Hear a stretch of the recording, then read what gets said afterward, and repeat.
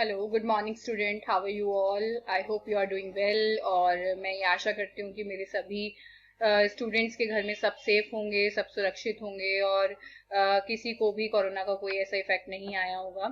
ठीक है, तो चलिए इसके साथ ही हम लोग शुरू करते हैं अपनी नेक्स्ट क्लास। ठीक है, और मैंने आप लोगों से लास्ट क्लास में भी डिस्कस किया था कि बेसिकली इक्विटी क्या होती है, डेट क्या होते हैं और डेरिवेटिव सिक्योरिटी क्या होती है। देखिए, डेरिवेटिव सिक्योरिटी जो होती है basically which is derive the underlying value. Underline क्या कहते हैं, जो अंडरलाइंग वैल्यू होती है वो क्या कहते हैं आपकी इक्विटी इंस्ट्रूमेंट जो कि कैश मार्केट में लिस्टेड होते हैं उनसे डिराइव करते हैं वैल्यू। क्योंकि मैं आपको बता दूं, आप लोगों ने पढ़ा होगा, नॉर्मली आपने थ्योरी पॉइंट से पढ़ा है, क्या कहते हैं आपका जो शेयर्स कंपनी इशू करती है, ठीक है, उसको उनको स्टॉक में कन्वर्ट करने की पावर होती है।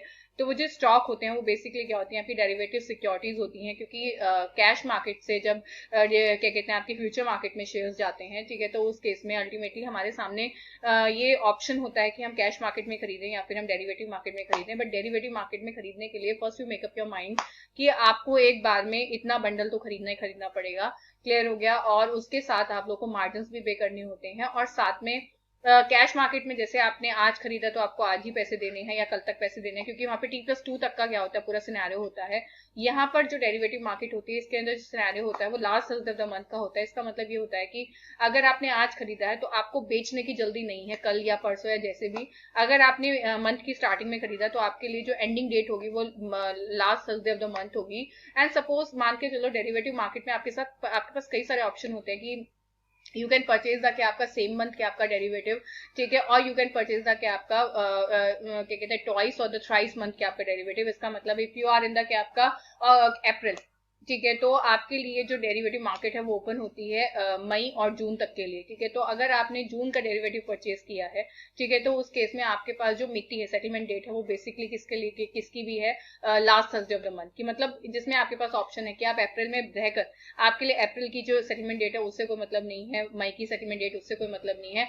आपके लिए जो सेटलमेंट डेट है वो बेसिकली जून की रिक्वायर्ड है। जून तक आपको क्या करना पड़ेगा, अपना जो ये ट्रांजेक्शन है इसको सेटल करना पड़ेगा। क्योंकि मैं आपको बता दूं डेरिवेटिव मार्केट की जो सबसे बड़ी एडवांटेज वो है कि आपको एक तो पूरा इतना, चाहे आप 3 लाख में, 4 लाख में, 5 लाख में, 10 लाख में काम करें, आपको वो पूरे पैसे नहीं देने हैं। ओनली यू हैव टू पे द मार्जिन, ठीक है। और दूसरा एडवांटेज इसका ये है कि अगर आप इतना बंडल्स खरीदते भी हैं, मतलब अगर आप इतने, जैसे आपने एक बार में क्या कहते हैं आपके चाहे 1000 शेयर खरीदे या 2000 खरीदे या 1000 बेचे या 2000 बेचे, ठीक है, तो उस केस में आपको एक साथ क्या नहीं करने की जरूरत है, ठीक है, उनकी डिलीवरी देने की या लेने की जरूरत नहीं है। क्योंकि डेरिवेटिव मार्केट में इसकी सबसे बड़ी जो एडवांटेज होती है वो ये होती है कि ना इसमें आता है ना जाता है, तभी इसको कहते हैं कि हवा में बातें। डेरिवेटिव मार्केट का जो दूसरा मतलब है वो क्या है, हवा में बातें। हवा में बातें मतलब जहां पर अल्टीमेटली ना आया ना गया और बीच का जो नेट है वो आपको इसके अंदर क्या करना पड़ता है, देना पड़ता है। तो वो derivative security are those that derive the value in whole और in the part by having a claim on the sum underlying value. इसमें ऑप्शन भी अटैच होते हैं, क्योंकि देखिए हर किसी की वर्थ नहीं होती है कि वो इतने हैवी मार्जिन के साथ क्या करे, आपका डेरिवेटिव मार्केट में इन्वेस्टमेंट करे। क्योंकि देखिए सीधी सी बात है, अगर फ्यूचर में अगर आप काम करें, लेट्स से मैं आपको बताती हूँ, मान के चलिए कि मैं रिलायंस इंडस्ट्री खरीदती हूँ। Reliance industry right now is the worth is the share worth is कितनी आपकी 2100-2200 रुपए है, ठीक है। और उसका जो फ्यूचर अगर होगा तो वो अगर मान के चलिए, मैं मानती हूँ, ऐसा मानती हूँ कि 150 या 200 शेयर का भी होगा, तो वर्थ इसके आपका entire future is 4 lakh rupees. कितना हो गया, 4 लाख रुपए का हो गया। अब 4 लाख पे अगर हम मार्जिन की बात करें तो इनिशियल मार्जिन 10% भी होगा या 5% भी होगा। वो अच्छी कंपनी है, एक ब्लू ब्रांड कंपनी है, वो ब्लू चिप कंपनी है, तो ऑब्वियसली इस पे मार्जिन कम होंगे। तो 5% या 10% क्या होगा, अगर मार्जिन होगा तो आप 20,000 रुपए तो अपने इनिशियल मार्जिन में पे करते हैं। और जो M2M मार्जिन जो रोज की आपकी क्या होती है, उठक पटक होती है, जो शेयर्स आपको घटता बढ़ता रहता है, उसके बेसिस पर भी आपको 50-60 हजार रुपए पे करने पड़ते हैं। ठीक है, आपने 4 लाख में से 4 लाख नहीं पे किए, बट आपने लाख रुपए तो क्या किए, पे किए। अब उस लाख रुपए के साथ मान के चले कि वो लाख रुपए भी आपके क्या कहते हैं घट बढ़ सकते हैं, बढ़ भी सकते हैं, घट भी सकते हैं। वो डिपेंड करता है कि शेयर्स की वैल्यू बढ़ रही है, घट रही है।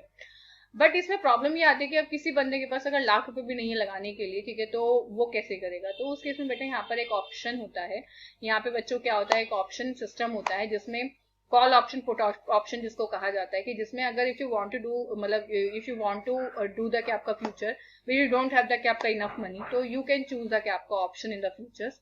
ये आप फ्यूचर्स कर सकते हैं ऑप्शन, मतलब उसके लिए आप क्या कहते हैं फ्यूचर में ऑप्शन को चूज कर सकते हैं। जैसे कि मान के चलो कि अगर इफ यू आर, क्योंकि if you are in the क्या आपका तेजी, यू कैन से इफ यू आर द क्या आपका बुलिश, अगर आप बुल हैं, ठीक है, क्योंकि इसमें जो क्या कहते हैं इन्वेस्टर्स होते हैं वो दो तरह के होते हैं, बुलिश और बेयरिश। बुलिश उसके आपका जो तेजी में होते हैं, और बेयरिश जो आपके क्या होते हैं, मंदे में होते हैं।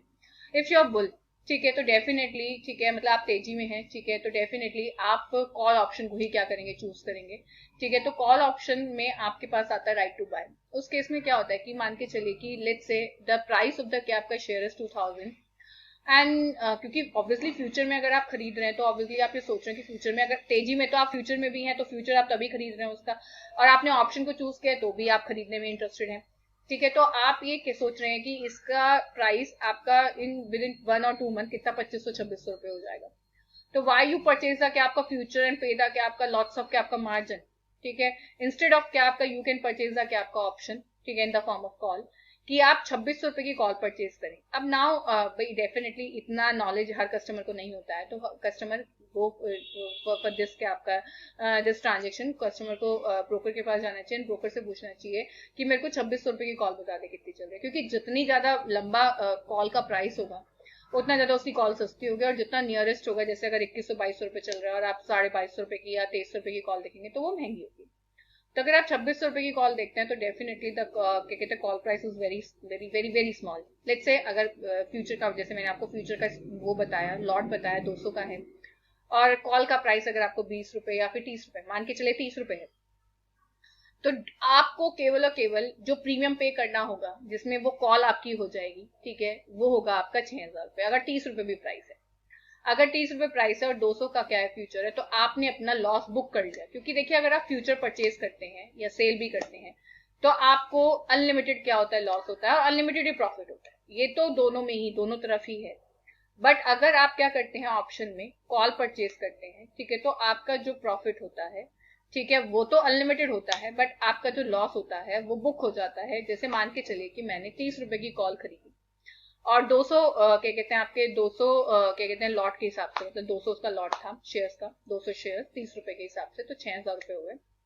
अगर 6000 रुपए मैंने पे किए तो ये 6000 रुपए ही मेरा लॉस है। कल अगर मान के चलिए कि 2600 रुपए नहीं जाता है, बल्कि डाउन टर्न मार देता है आपका शेयर, कि मतलब 2100-2200 से वो किसकी तरफ चल देता है, 2000, 1900, 1800 की तरफ चल देता है, तो मैक्सिममली क्या होगा, मैक्स टू मैक्स क्या होगा, वो जो कॉल है आपकी कितनी हो जाएगी, 0 हो जाएगी, इससे ज्यादा कुछ नहीं होगा। समझ रहे हैं मेरी बात, ठीक है। बट अगर वो बढ़ेगी, अगर वो बढ़ेगा 2200 से 2300 होता है, 2400 होता है, तो ये आपकी 100, 150, 200 रुपए भी हो सकती है। क्लियर हो गया, जहां पर आपका लॉस तो बुक हो गया 6000 रुपए, क्योंकि मैक्सिममली अगर ये 0 होती तो मैक्सिममली मैंने कितने रुपए पे कर रखे थे, 6000 रुपए, इससे ऊपर तो मुझे क्या नहीं करना था, पे नहीं करना था। बट अगर ये मान के चलिए कि मैं मान समझती हूँ कि अगर जैसे प्राइस बढ़ेगा तो अगर ये 100 रुपए भी हो जाती है, 200 रुपए के हिसाब से 6000 पे कर आपने कितने 20,000 रुपए कमाए। मैं ये मानती हूँ 150 रुपए हो जाते, क्योंकि कोई था नहीं है कि कितनी भी हो सकती है। ठीक है, तो उस केस में क्या होगा, उस केस में आपका जो प्रॉफिट है वो अनलिमिटेड हो गया, कि प्रॉफिट आपको अनलिमिटेड हो सकता है। मेरे सामने की बात है, 250 रुपए पर मेरे एक अंकल ने 18,000 रुपए कमाए थे। 250 रुपए पे करके उन्होंने 18,000 रुपए कमाए हुए हैं एक ही ऑप्शन पे। क्लियर हो गया, तो अल्टीमेटली यू नेवर नो कि जब आप ऑप्शन में क्या लगाते हैं, पैसा लगाते हैं, तो आपको कितना हो सकता है। क्लियर, तो इसके लिए, और अब आप वही कहना कि अब जब आप नीचे चार्ट देख सकते हैं कि जब हम लोग क्या करते हैं, इन्वेस्टमेंट करते हैं, तो हमारे सामने दो चीजें होती हैं, एक तो रिस्क, और अगर हमने रिस्क लिया तो उसमें हमारी एक्सपेक्टेड रिटर्न कितनी है। ठीक है, इन दोनों चीजों को ध्यान में रखकर ही हम लोग इन्वेस्टमेंट करते हैं, क्योंकि अगर हम इन दोनों चीजों का ध्यान नहीं रखेंगे तो हमारे सामने कई बार ऐसी वर्ड सिचुएशन आ जाती है कि हमने रिस्क तो बहुत ले लिया बट उसमें रिटर्न कुछ भी नहीं है। एक बात सुनिए, हम लोगों ने एफएम किया, शायद एफएम आप लोग अभी भी कर रहे हैं कि नहीं, शायद आपने क्या कहते हैं सेकंड सेमेस्टर में किया होगा। फाइनेंशियल मैनेजमेंट आपने पढ़ा, फाइनेंशियल मैनेजमेंट सेकंड सेमेस्टर में, फर्स्ट सेमेस्टर में पढ़ा होगा आप लोगों ने एफएम। ठीक है, अगर आप लोगों ने एक चीज देखी, बहुत सिंपल सी चीज, कि अगर हम कोई भी चीज करते हैं तो उससे पहले जो उसकी रिटर्न है, हम कॉस्ट ऑफ कैपिटल भी पढ़ते हैं, हम रिटर्न भी पढ़ते हैं। हम क्यों पढ़ते हैं कॉस्ट ऑफ कैपिटल रिटर्न, वो इसलिए पढ़ते हैं कि सबसे पहले हम जो इन्वेस्टमेंट कर रहे हैं उसकी कॉस्ट जाने, ठीक है, उसके बाद उस पर जो रिटर्न हो रही है उसको जाने। क्योंकि अगर हमने कॉस्ट और रिटर्न दोनों के बीच में क्या नहीं बनाया, कोऑर्डिनेशन सेट नहीं किया, तो हम लोग को ये पता ही नहीं चल पाएगा हमें कितना बेनिफिट है। और जब हमें बेनिफिट ही नहीं पता चल पाएगा तो अल्टीमेटली हम किस बात के क्या है, आपके इन्वेस्टर हैं। क्लियर हो गया? तो वही कहना कि इन्वेस्टर को इन दोनों चीजों का सबसे ज्यादा ध्यान रखना चाहिए इन्वेस्टमेंट से पहले, एक तो रिटर्न और एक रिस्क। अगर रिस्क ज्यादा है तो रिटर्न भी ज्यादा होनी चाहिए, अगर रिस्क ज्यादा रिटर्न कम है तो फिर तो आपका वो इन्वेस्टमेंट ही क्या हो गया, फेल। ठीक है, इसके साथ ही बच्चों टेक केयर। ठीक है, और we will discuss in the क्या आपका